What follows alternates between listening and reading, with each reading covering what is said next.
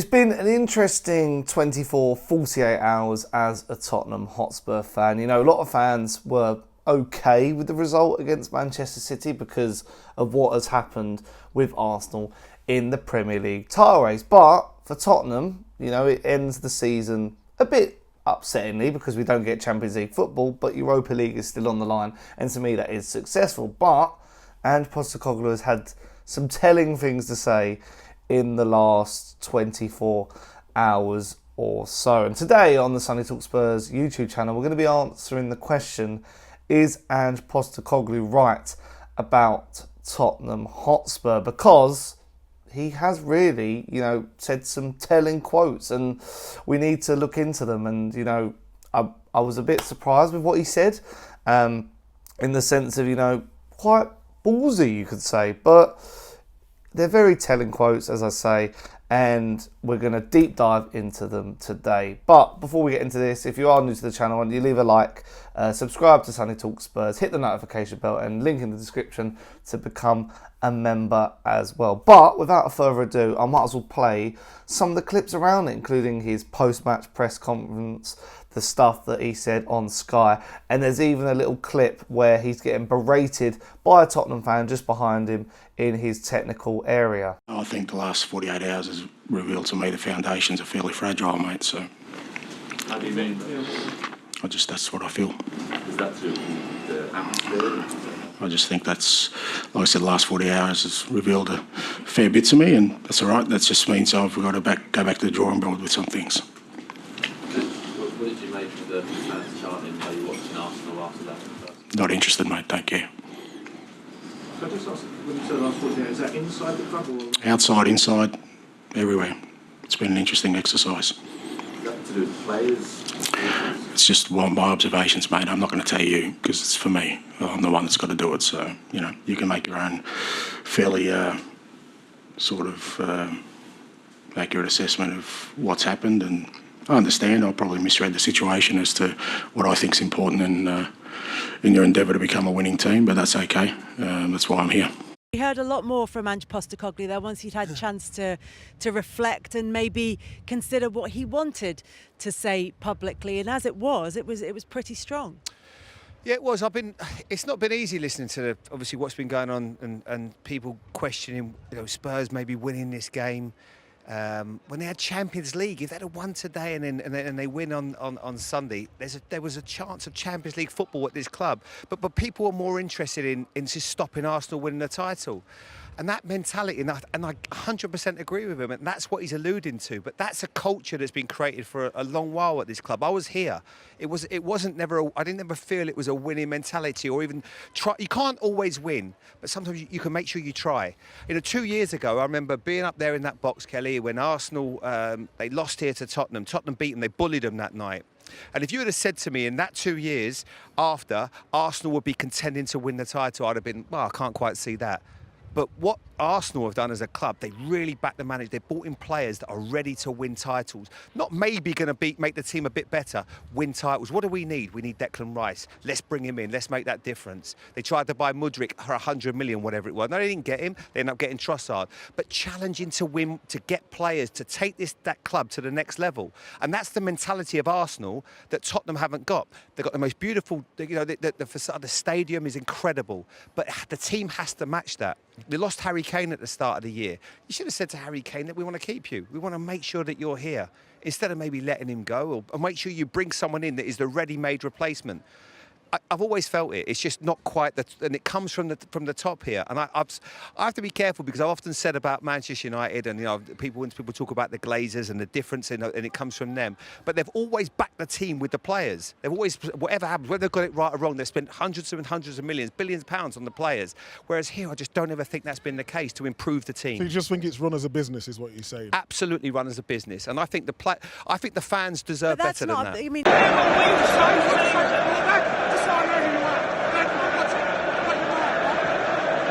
Tottenham, with their lack of trophies, as we all know, for the last 20 years or so, it's been one of their most sort of celebrated things, is getting one over their rivals. I suppose does the fact that you're sort of suggesting it to me suggest where you want to take this club, that it's beyond, you know, having those kind of... Okay, so I assume over the last, when was the last time the club won a trophy? 15? 2008. Yeah. I suppose in these last 15 years, there's been years where Tottenham have had bragging rights, yeah? I've walked through the halls, mate, there's no bragging rights trophies in there. There's none. The pictures on the wall do not show players with a big sign saying we've got bragging rights. They've just got pictures of Bill Nicholson and the people who've actually achieved. So yeah, the whole crux around this, I think, is him trying to change Tottenham's mentality, because I guess from his assessment and maybe the players' assessment as well, it was quite a jovial atmosphere at the Tottenham Hotspur Stadium against Manchester City. A lot of people, there was all like, you can never believe how serious it was. People doing the Poznan and Tottenham fans celebrating. I think it's just a case of last night we knew our season was over, really, to an extent, because it was over before that. It was over before that, wasn't it? It was over during the games against Liverpool, against Chelsea, against Arsenal, and against Newcastle, and against Fulham. All those results that have been and gone. Last night, actually, I thought Tottenham played well, but I think what surprised people is the fact that maybe Ange played Mickey van der Ven at left back and not Emerson Royal, which he had in the previous games. He gave Dragusin a chance, which he hasn't in previous games. You know what I mean? He did stuff in a game where people were like, hang on, why are you doing that now? When we, what's it? There's an English saying, closing the gate once the horse has bolted.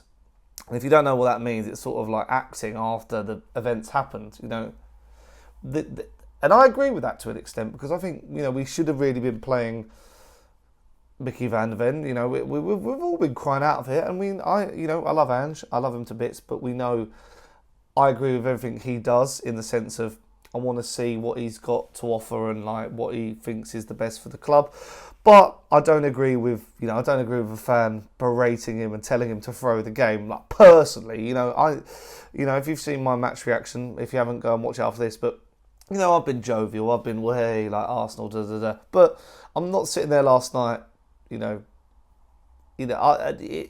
lose or draw, I would have been, okay with the result. It's just, I didn't want Arsenal to win the league, but I want us to have a strong end of the season. I want us to secure Europa League, which is vital for our progression, and that's what Ange, I think, is meaning as well.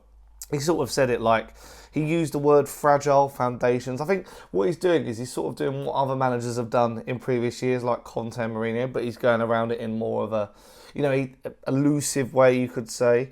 It was a bit of a spiky response, you could say, but he said, like, it's been an interesting exercise, it's just my observations. He wasn't going to tell the reporter more, and he wants to shift the mentality, but he said this a lot in his press conferences. But I thought the mentality from the Spurs fans, Spurs players rather, was, the players went out and performed some of their best stuff, If it weren't for, Son could have levelled it. We had some chances, we looked good, it was just Man City got one goal on open play and a penalty that was a penalty. So it is what it is at that stage. It's just, we've got to take our chances. We know we've got to improve. It's just, the atmosphere after this one is a bit weird. It is a bit strange. And I said that last night. It is one that is hard to really put your finger on. But Ange knows what he wants to do. He's got to make some adjustments. It's a project. We know it's a project. We know what we're expecting to do this season. We just need to get there step by step, get a result against Sheffield, end the season, and then go again next term. It's just, I'd like to know your guys' opinion really about all this and what you've made of Ange's quotes. Do you agree with Ange's quotes? Because, even Jamie read that in that clip, he says that Spurs' culture's all wrong. I think the whole, I don't know if he means this in the sense of we were acting like that last night to wind Arsenal up, and that was more of our obsession than actually, going out there and getting something. But when people would Arsenal fans were saying to me, why don't you win to get Champions League? And I'm like, but it is gone. We'd have to do some monumental actions. It's gone already. Like we had an uphill climb. Villa drawing against Liverpool helped them. They've got to lose to Palace, and I know Palace are on good form, but you never know what would happen in that regard. So a strange situation all around. Hard to really put my finger on it. That's why I want to get all your guys' opinion about. Has Ange Postecoglou got some, legs to stand on with this argument, or do you think he might be driving a wedge between the fan base? It's hard to know, but yeah, just a little. Just wanted to react to that news. No swanky edit today, but I'm sure I'll bring some towards the end of the season. I've got a lot of planned in my end of season roundup sort of things. But yeah, hope you guys are well. And if you have enjoyed this, please leave a like on it. Subscribe to Sonny Talk Spurs. Hit the notification bell and become a member. Link in the description down below. And I'll see you guys pretty soon. Ciao.